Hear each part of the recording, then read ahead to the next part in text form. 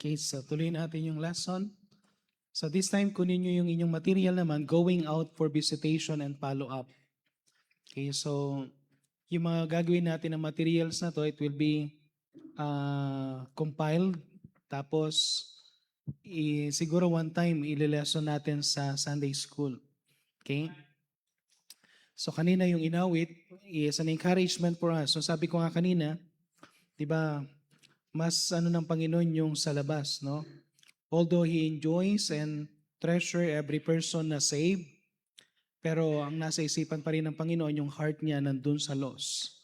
Okay? At kailangan natin bilang isang saved, let's go out at i-win natin yung mga lost. Okay, so this time yung lesson natin is going out for visitation and follow-up. So kanina, do's and don'ts. Mas maganda yata yung title na lang na don'ts eh. Mas gising sila sa don'ts, no? Isa doon sa do's. Okay, so going out for visitation and follow-up. Basahin natin Acts chapter 15. Acts chapter 15 verse 35 to 36. Meron sinabi dito at ito yung narinig natin ito na binanggit ng mga Pastor Rolando yung from the Jensen. At maganda yung pagkakano dito na binanggit sa Acts chapter 15 verse 35 to 36. Yung sinabi ni Apostle Paul, Paul also and Barnabas, continued o sinabi dito about Apostle Paul and Barnabas, continued in Antioch teaching and preaching the word of the Lord with many others also. Tapos pagdating nila sa may verse 36, and some days after Paul said unto Barnabas, let us go again and visit our brethren in every city where we have preached the word of the Lord and see how they do. So, mahalaga na kapag may na-witnessan tayo, babalikan. Amen? Ipa-follow up. At i-check natin kung sila ay kumusta na, no? So, this time, meron tayong ilang sampu, no? 10 points in going out to visitation and follow up. So tayo muna yung manalangin. Let's pray. Heavenly Father, muli po Panginoon, kami pong muli ay dumudulog sa inyong trono. Samahan niyo po nawa kami sa mensahe namin mapapakinggan at dalayan ko pong muli na kayo pang manguna through your Holy Spirit. At Lord God, tulungan niyo po kami na maging maayos po. At matutunan namin, may matutunan kami Panginoon sa aming mga lesson about soul winning and discipleship. And we desire our church na magkaroon kami Panginoon ng mas marami pang soul winner. Mas marami pang maging concern sa kaluluwa by discipling others, Panginoon. Natulungan niyo po kami na bawat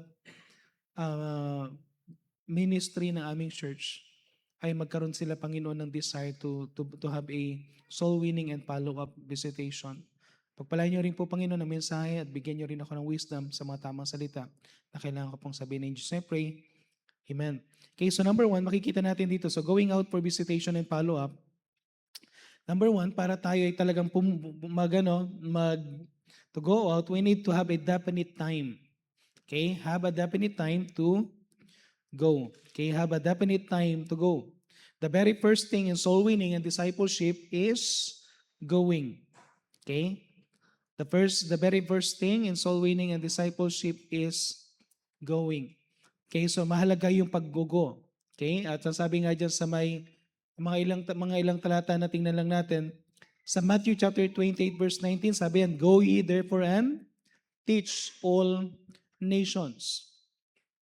So ang sinabi ng Panginoon is go ye. The same with Mark chapter 16 verse 15, go ye into all the world and preach the gospel. So Luke chapter 15 verse 23, and the Lord said unto the servant, go out in the highways and hedges. At the same thing, do sa Psalms 126 verse 6, he that goeth forth and weepeth bearing precious seed. So ang isa sa pinakamahirap na simula, no? Hindi ka makakapag-witness, hindi ka makakapag-soul winning, hindi ka makakapag-disciple, o makakapag-follow up unless you go. Okay? So sometimes ang kailangan lang natin gawin muna is, bago mo isipin ano yung issue-share mo, bago mo isipin yung, pumunta ka muna, no? Try to go.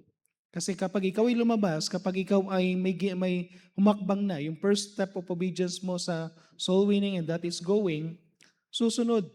Okay, sa simula, halimbawa wala kang desire, wala kang burden, just go out, no? Then makakapunta ka sa iba't ibang tao, may makakausap ka. Later on, yung burden will grow. Later on, gusto mo na magkaroon ng desire. And I thank God yung kapag nagkakaroon tayo ng soul winning, may mga bago, they're very excited na sasabihin nila, Pastor, paano ba yung kapag ganito yung sinabi? Kaya maghanap sila ng kuya nila, ng mas nakatatanda sa kanila. Ano ba yung tamang approach? Because they're learning as they go. At makikita mo yung mga things na kailangan ka mag-grow, saan ka dapat na kapag nagkaroon ka talaga ng pagpunta at hindi ka makakapunta, if you will not have a definite time. Pag meron kang definite time, ganito ang pwede natin gawin dito for example, iset mo talaga, limbawa, every Thursday night, magso-soul winning ako. So, ibig sabihin, kahit anong mangyari, pupunta ka doon sa soul winning night. Okay? Kung sinabi mong, magbibisita ako ng Friday, meron kayo schedule specifically sa Friday, talagang yun ang ilalagay mo yun sa isipan mo. No? So, whatever time, whatever day, na sasabihin natin, then unti-unti natin. At ito yung gagawin natin sa church, na maghahanap tayo ng common time na kung saan may mga tao na meron silang common time to go out, why not lumabas sila, no? Halimbawa, may mga iba na kaya nilang time na lumabas is every night. So may mga ibang tao na free na kapag gabi. May mga iba naman na free kapag Saturday. May mga iba naman na during Sunday after ng service. O kaya yung ginagawa natin na soul winning, yung church-wide soul winning, medyo dadalasan natin para may mga member tayo na makalabas. Okay? At once na na-experience mo ng isang bagay, babalik-balikan mo na. Sa simula, hindi mo ma-appreciate. Pero once na pinuntahan mo na, no? Sino sa inyo nakapasok ng mga bahay na yung iskinita talaga, yung pagpasok nyo talagang numinipis na yung hangin sa loob. Amen? Nawawala na yung fresh air sa loob. Okay? May mga times ganun yung mga pupuntahan mo. Tapos pupunta ka doon sa na talagang amoy na amoy mo yung aso, yung ng aso. Pero pag pumunta ka na doon, tapos nagsusoul winning ka na, maya-maya magugulat ka na lang eh. Wala na yung amoy, sanay ka na. Okay? Tapos nakakonsentrate ka na doon sa wini-witnessan mo. Tapos paglabas mo, para kang, ma-appreciate mo yung freshness ng hangin sa labas. Okay? Pero from time to time, ganun ang Then, later on, may mga pagkakataon na hindi mo maintindihan yung language, hindi mo maintindihan yung pinaka-dialect nila, but just go. Okay? At mahalaga dito is, para magawa mo yung ma-experience mo yung going, you need to have a definite time. Number 2, go with different partners. Go with different partners. Anong tulong kapag merong partners? Bakit merong partnership? No? Dapat may partner ka. Luke chapter 10 verse 1. Luke chapter 10 verse 1. Ang sabi niya sa Luke chapter 10 verse 1, after these things the Lord appointed over 70 also and sent them two and two before his face into every city and place whether he himself would come. So ang Panginoon mismo naglagay ng example na mas maganda kapag lalabas by two. Okay? Bakit by two? Kasi kapag by two, pag tinatamad ka, at least, merong mag-encourage sa'yo na isa. Kaya huwag kang sasama sa kapwa mo, tamad. Amen? Kasi baka pupunta lang kayo, baka kapwa mo mahilig lang sa pagkain. Kaya dapat dito, by two, kasi partnership at the same time accountability. But kapag pupunta tayo, para magkaroon tayo ito yung another thing na pwede natin ma-accomplish, not just winning, not just giving encouragement and courage in having a partner, pero itong isang maganda, go with people who knows and have a heart for soul winning. Sumama ka sa mga tao na merong alam sa pagsusoul winning, may puso sa pagsusoul winning. Bakit? Para mahawa ka. Okay? Tingnan mo yung mga matitinding magdala. Tingnan mo yung may mga heart talaga. Yung bang sila yung talagang pumupunta sa kung saan-saan, sila yung nakikipag-usap, ang bilis nila makipag-usap sa mga tao, then para matuto ka sa kanila. Go with them just to learn. Sometimes naman ito yung part na kapag ikaw naman yung marunong, then take with you those who are not yet involved in soul winning. Alam mo, hindi pa marunong mag-soul winning. Alam mo, kailangan pang mag-grow. So, isama mo at pakinggan mo. Huwag nating sabihin ito yung problema natin kuminsan, thinking na lahat tayo, halimbawa, hindi lahat ng Bible College marunong mag-soul winning. Hindi lahat ng staff is may proper lahat yung way. In some, parang hindi ko sinasabing pero we could still learn from each other. May mga approach na sometimes ang approach natin sarcastic tayo, hindi natin namamalayan. Sometimes ang approach natin medyo direct tayo, hindi natin namamalayan. But if you will go with different soul winner, ang tendency matututunan mo, no? Halimbawa, masyado kang mainitin ng ulo, sumama ka sa mga phlegmatic, no? Okay? Then magulat ka eh. Pero tahimik pa rin, no? So, learning yung attitude sa then may matututunan tayo. Kung ikaw naman mahihain ka, sumama ka doon sa mga sanguine. Okay? Tapos yung bang yung masyado ka mahihain, ayaw mong approach, tapos ganun ang ginawa sa akin ni Sister Fleur one time eh. So soul winning siya, nagbuklat na siya ng Bible, nag-introduce na siya, ang ganda na. Tapos biglang itutuloy ni Brother Ramil. No? Gulat ako sabi ko, ako magtutuloy. So, no choice. Okay? Tapos hindi ko namamalayan dati. Sisimulan niya, tutuloy ko, tapos susunod, makikipagkilala siya. Merong siya yung isi-share si ganito, si Brother Ramil.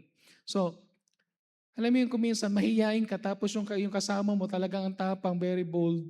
Tapos, isasabak ka, wala kang choice. Maya-maya, nasanay ka na rin, no?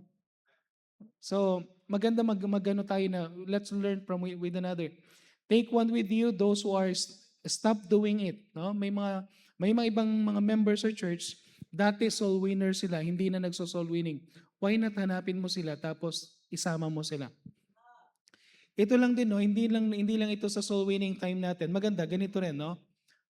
Maghanap ka ng member sa church na gusto mong ma-encourage sa soul winning, then sabihin mo sa kanya, kailan ka available? Samahan kita mag-soul winning. Amen? Okay? Halimbawa si Engineer Gary, no? Brad, kailan ka available? Sabihin mo tapos sinama mo mag-soul winning yan, mamaya nasa 7-Eleven na kayo pagkatapos ng soul winning, di ba? Kasi may trabaho yan. So hindi ka lang hindi mo lang siya natulungan, kaya maya nalibre ka pa, no? Kaya yan. So, kung meron kayong nakikita mga members sa church na hindi na nagso-soul winning o kaya mahiyain, isama natin sila. Isama natin.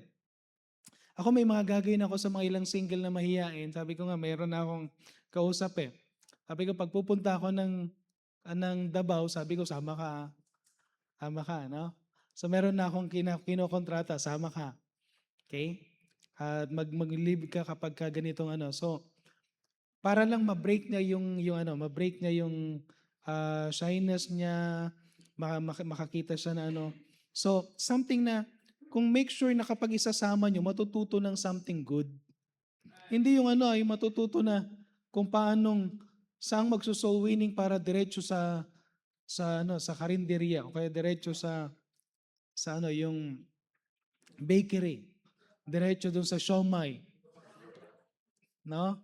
May nagso-soul winning Saan tayo? Doon.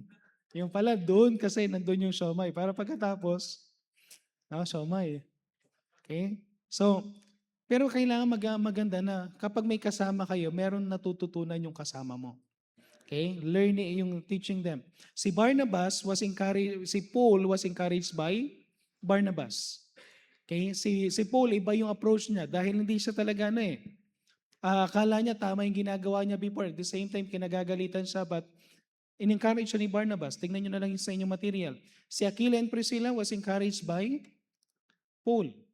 At the same time, si Aquila and Priscilla, na-encourage na naman si Apollos. Nakita niyo yung progression na si Barnabas kay Paul, si Paul kay Aquila and Priscilla, si Aquila and Priscilla kay Apollos. So hindi natin namamalayan, we are multiplying ourselves to other people Tapos later on, hindi natin namamalayan, ang dami na palang, hindi lang ordinary member, kundi soul winner and discipler. Okay, number 3. Ito yung kailangan natin gawin ulit. No? Meron tayong mapa at ipiprint natin yun sa ano. I-try natin na i-print yung Brother Maning sa medyo malaking ano siguro yung malaking yung A4 size na ano o kaya kasi nilagay natin yung mapa natin na 3 kilometer radius. Doon sa 3 kilometer radius, makikita nyo yung mga malalapit na area sa church natin na pwede nating katukin ng isa-isang bahay. Kasi sila yung malapit. Although, hindi natin tinatanggal yung possibility na kahit gaano kalayo ang isang tao, pumupunta sila sa church. No, sila Doc Arvin sa Parview, no? Meron tayong dalawang attender dito ngayon na taga San Jose del Monte, Bulacan. Yung mag-asawa, no? Oh, so ganun kalayo pero pumupunta. So possible pa rin 'yan. Pero ang inaano rin natin dito is of course kaya meron tayong nilagay na 3 kilometer radius kasi bago natin abutin lahat ng mga malalayo na no, tingnan natin kung saan nandun yung church natin. Then pwede rin natin gawin na kung nasaan yung mga miyembro natin. Kaya pwede natin gawin, halimbawa sa isang membro na meron silang place doon, why not i-schedule natin na, ganitong place, gusto nyo po bang mag-soul winning kami sa area nyo? No? So, ang pinaka-home base natin, dun sa isang sa bahay, tapos labas. Pero hindi lahat tayo kasi kawawa yung may bahay. Kakaubos yung no? Pero in some way, yan, house to house, kakatok talaga. Ibang-iba kasi yung kakatukin. Kapag winitnessan mo sa labas, hindi mo alam kung taga saan. Hindi mo na siya mapapollow up. But in house to house, isa ito sa maganda sa province. Sa province, kahit na gaano kalayo, kapag pumunta kayo, mapupuntahan nyo yun, tapos babalikan nyo, alam nyo, nandun pa rin sila na But dito sa Maynila, ang hirap. Kasi kahit na nasa harapan na ng bahay, hindi niya pala bahay yun. No, yun yung problema natin no? Pag nagwi-witness tayo, saan ka? Diyan lang. Sa papasok, pag pumasok ka, ang daming pintuan nun. No? Hindi mo alam kung nasaan yung pintuan talaga sa kanya. Unless nasasabihin mo, saan yung bahay mo ituro mo. Pero yung isa doon, yung pagkatok house to house. Ang sabi niya sa Acts chapter 20 verse 20, sabi niya sa may Acts chapter 20 verse 20, and how I kept back nothing that was profitable unto you, but have showed you and have taught you publicly and from house to house. Okay? At ganoon din sinabi sa Acts chapter 5 verse 42, and daily in the temple and in every house they ceased not to teach and preach Jesus Christ. Pag nasisave ka sa isang tao, hindi lang yung tao dapat na yun ang masave. Even his whole house. Naalala niyo yung Philippian jailer? Thou shalt be saved and thine house. So, ang tunay na naliligtas, gusto niya yung buong sambahayan niya. So, kaya nga, merong house to house, nest to nest. Alam niyo yung nest to nest? Pag family yan, make sure na kung na-witnessan niyo yung tatay, witnessan niyo yung nanay, witnessan niyo yung anak, kung na-witnessan yung anak, para bang every time na babalik ka doon, meron kang target na may mawi-witnessan ka. Okay? At once na na-witnessan mo yan, makikita natin, may mga iba doon na hindi ka pakikinggan, may mga iba na hindi mag-grow, pero may mga iba na gagamitin lang ng Panginoon para ma-witnessan mo talaga yung someday magiging potential. I remember nung doon sa may Bayambang, may bina-Bible study si Pastor Toquero na family, yung family ni Brother Jomar. Habang wini-witnessan niya, bina-Bible study to, hindi niya alam, merong siwang, yung merong butas-butas yung pader nila, yung Gutierrez family sa kabila. Tapos naririnig din nung yung kapitbahay dito sa kabila. So both side ng kapitbahay, naririnig yung Bible study. So later on, hindi lang itong family na to yung na-save, kundi pati yung Gutierrez family na-save. Although yung iba dito, nakarinig yung dito pero hindi naging faithful, pero one of the naging faithful is yung Hakal ni family saka yung Gutierrez family.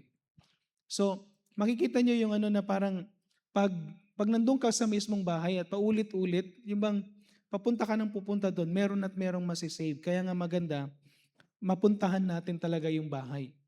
Okay? Kasi kung alam mo yung bahay, mapapollow up mo rin siya personally.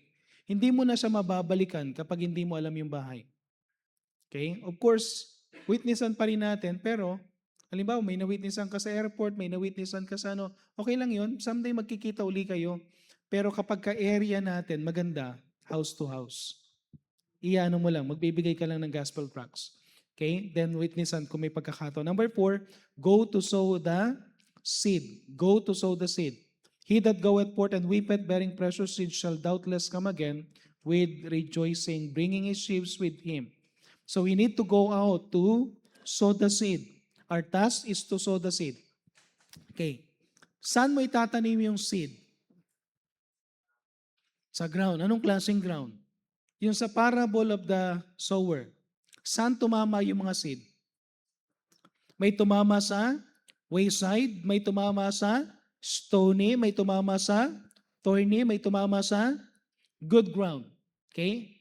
Ibig sabihin, kung titingnan natin yung pinakano ng parable na yon, of course, makikita natin yung fruit doon sa good ground. Pero hindi ibig sabihin na doon lang tayo mag sa good ground. I-share mo kahit kanino. Sabi nga, hindi kailanman na wrong address ang gospel because everybody needs the gospel. Yung iba, natataniman, yung iba, totally nagre-reject, pero at least wala yung dugo sa kamay mo. At least na warningan natin sila. Hindi natin gawain ang magligtas. Ang gawain ng Panginoon is iligtas sila. Ang gawain natin is ihasik yung seed. Kahit saan yan. Kahit sino yan. Okay? Number 5, visit to follow up. No? Pag tayo ay nag-visit, we need to go and follow up. Let us go again and visit our brethren in every city kung saan tayo nag-preach. Okay? So, kapag yan ay nakita natin na potential yan, so na-witnessan mo yan, you need to go back to follow up. And the best prospect, sabi nga dito, the best prospect is those who visited the church. Okay? Kasi nakapag-visit na yan eh. Ibig sabihin, nag-decide yan one time sa kanyang buhay, no, na nasubukan niya mag-visit. Mayroon tayong nawi-witnessan, hindi pa pumupunta sa church. Sino sa inyo, meron na kayong paulit-ulit na pinupunta hanggang ngayon hindi pa pumupunta sa church? So, medyo matigas ang puso nun. Pero may mga iba, kasi save lang, nasa church. Okay, yung testimony ni Marian, Sister Jenna, si Marian, nakita mo lang sa daan, no, during the youth revival, nakita lang sa daan, winitnessan, tapos in-invite ngayon. Yung bata na yun, nandito na sa church, tapos pati yung kanyang, ilan ng kapatid niya na nakakatin sa church? 2 sila, tapos yung kanyang mama at papa nakatin na rin sa church. Dahil lang doon sa isang pagkakataon na yun na nakapunta dito sa church, then every time na binabalikan, napapalo up yung tao, anong nangyari? Buong family. So, kailangan talaga nating i-follow up. At doon sa follow up, meron tayong lesson. Okay? Sa may lesson tayo ngayon, yung ginagawa natin dito, inuunti-unti natin ito. At pag-pray nyo to church, no? Gumagawa ko ng lesson at pag natapos natin yung lesson na yun, it will be another tools na pwede natin gamitin. Kung sanay ka sa New Life in Christ, gamitin mo yung New Life in Christ. Kung gusto mo yung material na yun, gamitin mo. Gagawa pa kami ng Tagalog. Kung masanay ka sa Tagalog, gamitin mo. Now, ang mahalaga rito, meron kang magamit na discipleship material. Ang mahalaga dito, nagpa-follow up ka. Okay? So, yung pagpa-follow up natin, once na, isang bagay pala, we need to follow up those people na nakakaten sa church as soon as possible. Kasi habang fresh pa sa kanilang isipan yung at puso nila yung ginawa nilang decision, malambot pa yan. Puntahan na natin. Okay, sabi nga ni Pastor Doug one time sa akin na pag merong naging absent for the first time, dapat mabisita. Yan yung reason bakit pinapaupo ko dito si Brother Manning. No, yun yung reason sabi ko may umupo dito. Total 4 naman yung puwan dito. Upo kayo dito sa harapan. Okay? Para makita ninyo kung sino yung mga wala, sino yung mga absent. Okay? Sino yung mga bagong mukha na dapat nating, may nakikita tayo dito sa church sa mga bagong mukha, we need to follow them up. Okay? At kapag naramdaman nila na sila ay hinahanap, alam niyo bakit yung mga iba hindi bumabalik? Kasi hindi naman sila hinahanap. Pero kapag naramdaman nilang hinahanap sila, babalik sila. Para bang, importante pala ako. First time pa lang nila ako nakilala pero hinahanap. Dito sa bahay, hindi ako hinahanap. Sa church, hinahanap ako. Wow. Ah, di ba? Sa ibang lugar, parang hangin lang ako. Sa church, hindi pala ako hangin. No? So, may hindi mo alam kung ano yung mga dinadaanan nila eh. So, we need to follow them up. Number 6, go out looking for new prospect. Looking for new prospect. Sabi nga sa 2 Peter chapter 3 verse 9, God is not willing that any should perish. So gusto niya lahat. Now, anong gawin natin, no? Sometimes, may bibisitahin ka, walang tao, wala siya doon, pero may tao naman, tama? Halimbawa, binisita mo yung young people, wala dito si ano, tapos sino yung kausap mo ngayon, kung nanay niya, yung witness mo yung nanay. Okay? Hanap ka ng bagong prospect mo. Habang wini-witnessan mo, hanap ka ng bagong prospect. Maganda nga yung sinasabi yung number 7, yan ko na rin yung number 7, yung yung visit in areas or routes. Na kapag nag-visit tayo, para humanap ka ng bagong prospect, tingnan mo, kung may anak pa yan, kung may kapatid yan, hanapin mo yan. Subukan mong witnessan, ipag-pray mo. Okay? Pag-pray natin sila, then visit within the areas. Halimbawa, may binisita kang isang tao dito sa bahay na to, then punta ka sa kapitbahay. Meron kang isang contact dito sa area doon, punta ka doon sa kapitbahay niya. Then later on, hindi mo namamalayan ilan na yung contact dahil at mas tipid tayo ng pamasahe kung doon lang tayo umiikot sa malapit. Yung bang alis tayo, babalik tayo is hindi kayong magbibisit ka. Saan ka magbibisit? Yung unang binisita, taga malapit na sa Cubao. Yung susunod na bibisitahin nandun sa anong mga lugar natin, no? Papunta na Novaliches. So, ang mahal ng pamasahe, tapos ang sagot, wala po sila rito.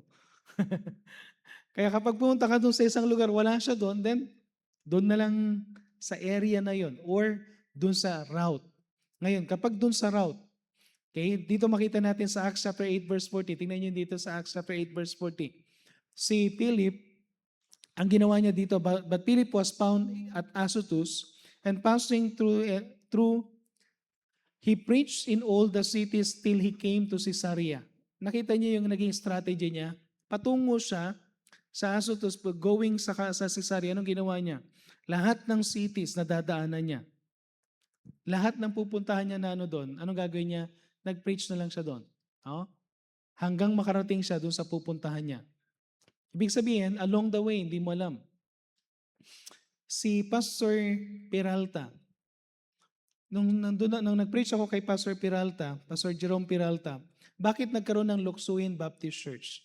Kasi one time si Pastor Brown pumunta doon sa Batangas, sa Calatagan, tapos meron siyang na-witness ang isang waitress or waiter na basta isang na-witnessan. Then, pagkatapos niyang ma-witnessan yun, sinabi niya kung saan siya nakatira. At nung sinabi niya kung saan siya nakatira, sabi niya sana magkaroon ng church din doon. So, dahil lang doon sa isang na-witnessan along the way na sila yan, then sinabi ni Pastor Brown kay Pastor Peralta na subukan nilang puntahan yung place. So, nagkaroon ng Luksuin Baptist Church, ganun kalayo, dahil may na-witnessan along the way. So, sometimes hindi mo alam kung may mawi-witnessan ka. Okay? Ano yung gandang maka-witness, no? Several times ko nang narinig yung mga may na-witnessan, tapos sasabihin nila, Pastor, kung gusto nyo dito, merong ditong lugar, one time merong nagsabi sa akin na isang pastor, Pastor, merong lupa, merong bahay, merong ganito, kailangan ko lang ng preacher.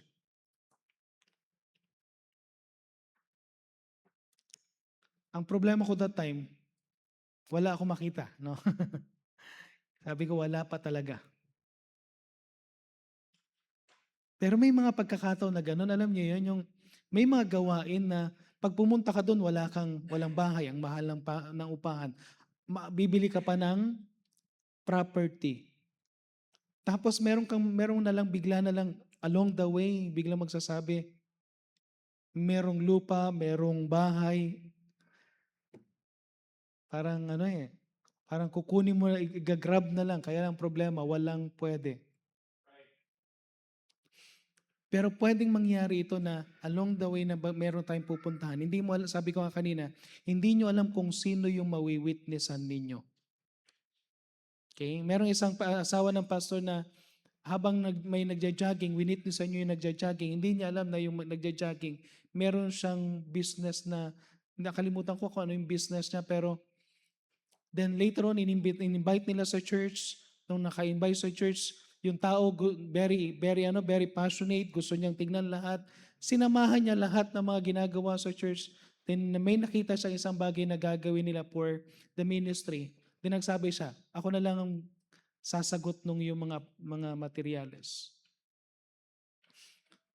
So may mga pagkakataon na hindi mo alam kung sino yung witnessan mo. Kaya within the areas, within the route, kung meron kayong mawi-witnessan sa route, pag may na-witnessan kayo, magandang mag-witness kayo sa route kasi matutulungan niyo yung mga route leaders, yung route team. Pero maganda, isa-isahin natin yon. Malay nyo, isa dun sa mawi-witnessan dun sa ano na yun will become one of the great blessing din sa church sa maging soul winner, maging worker, maging pastor, maging missionary, or one of the tithers sa church. Okay? Number 8.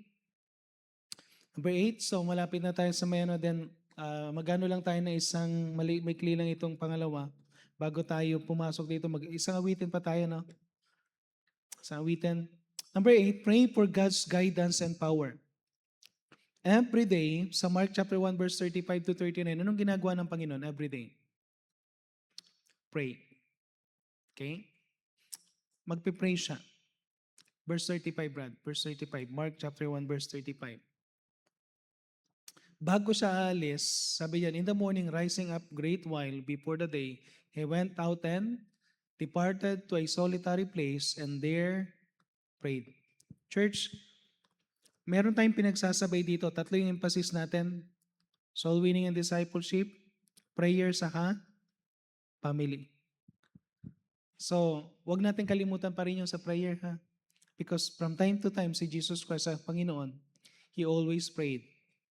He always prayed. Okay? Sanayin natin ang sarili natin to pray. Amen? Sanayin natin mag-pray. Sanayin natin na lumuhod. Kahit na sometimes parang tinatamad ka na, pray ka pa rin. Okay? Pray ka pa rin.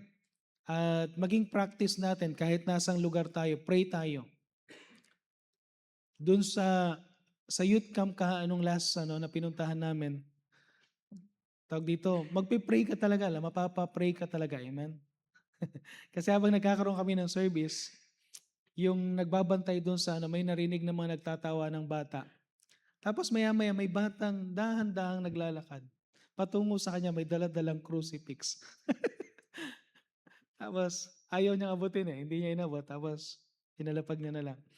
So lahat takot na takot, lahat kung ano-anong kwentuhan kasi yung nasa liblib Kami ni Brother Joven nung pumunta kami, natatawa kami kasi liblib yung lugar tapos sabi ng Google Map, ito na. Tapos wala naman kayong makitang karatula na yun ay isang campsite. Wala, talagang erase na. Alam niyo yung may drawing pala, may painting pala pero faded na. Hindi mo na talaga mabasa. Tapos pagbaba namin, wala namang tao. Sabi namin, meron ba talagang campsite dito? Tapos ang sasalubong isang klase ng bahay na walang tao din. Sabi ko lahat walang tao. Tapos nandun pa pala sa bandang taas yung campsite. Tapos makikita mo yung bahay. Alam yung bahay, ang ganda ng bahay. Ang pader, ang niya is sawali.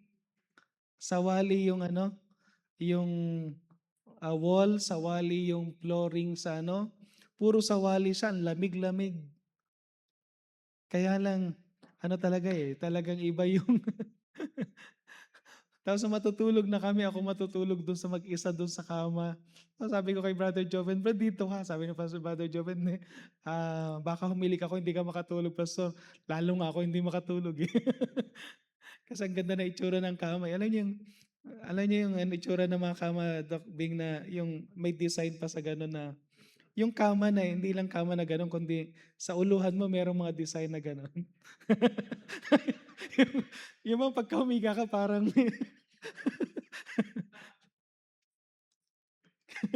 so, talagang ano eh, no? Tawag dito, mapapa-pray ka talaga eh. Mapapa-pray ka. Pero we found out na later on na mayroon pala mga tao along the ano, malapit lang. At yung bata talagang bata, hindi talaga kaya lang napaka-creepy lang kasi na dahan-dahan daw na maglalakad. Hindi naman namin, wala naman kaming inas doon sa crucifix, pero akala niya kailangan namin ng crucifix.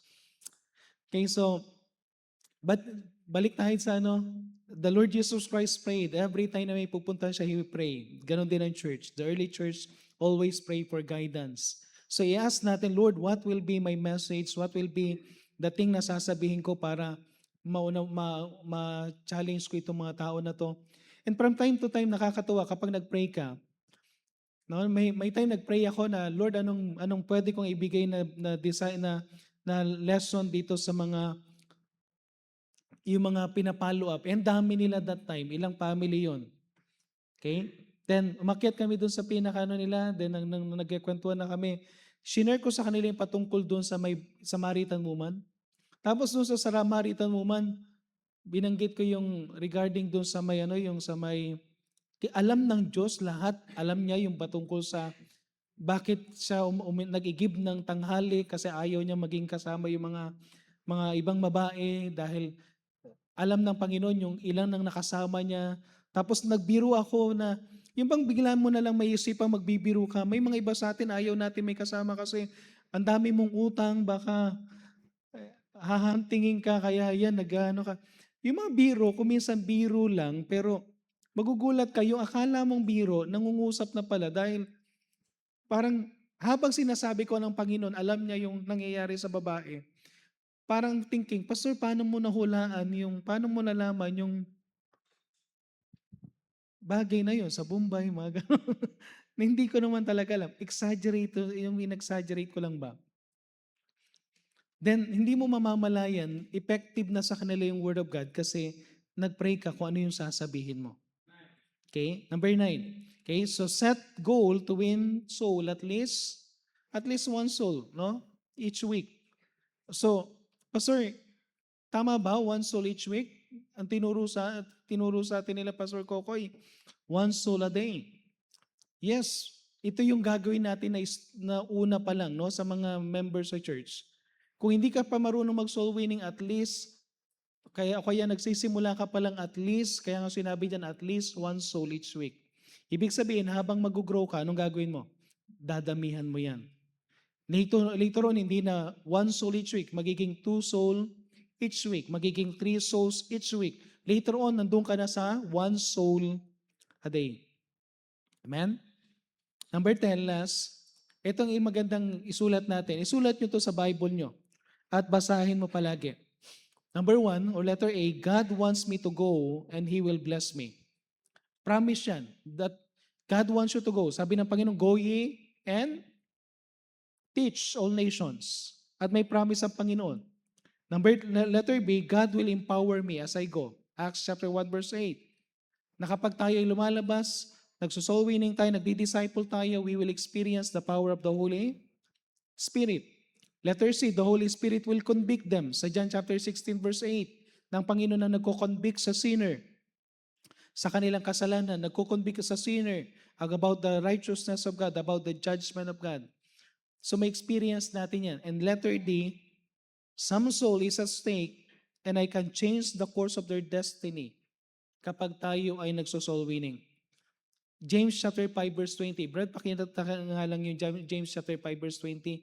Let him know that he which converted the sinner from the error of his way shall save a soul from death. Okay? Every time na nakakapag-witness ka, there is one soul na naliligtas na mula patungo sana sa impyerno pero patungo na sa langit. Sino sa inyo dati meron kayong, hindi ko alam kung anong tawag doon, yung prayer ng mga Catholic na maliit? Yung maliit na notebook, maliit na booklet. Yung may prayer ng Holy Glory be, Hail Mary, saka yung Our Father. Sino sa inyo nabasa nyo yon? Meron kasing portion doon na nakalagay, kung magpipray ako ng 15 every night, magpipray ako ng 15 na Glory be, 15 na Hail Mary, 15 na Our Father, may makakawalang kaluluwa sa impyerno. Hindi, subukan yung makita yung na yon, yung booklet na yon. Nasabi nila, kapag pinagpipray mo daw, pinagpipray ka, so ang ginawa ko ganito, imagine mo yung thinking ko bilang bata, no? Sige, magpapakawala ako ng isang kaluluwa sa impyerno, magpipray ako para merong magbabantay sa akin. Yung thinking mo ba na gano'n? Yung bang may tutulong sa'yo kapag ano? Pero, hindi pala nakakawala ang mga kaluluwa sa impyerno. Pero pwede mong mapalitan yung destiny nila pag nag-witness ka. So every time we go out, merong something good thing na nangyayari every time we go out.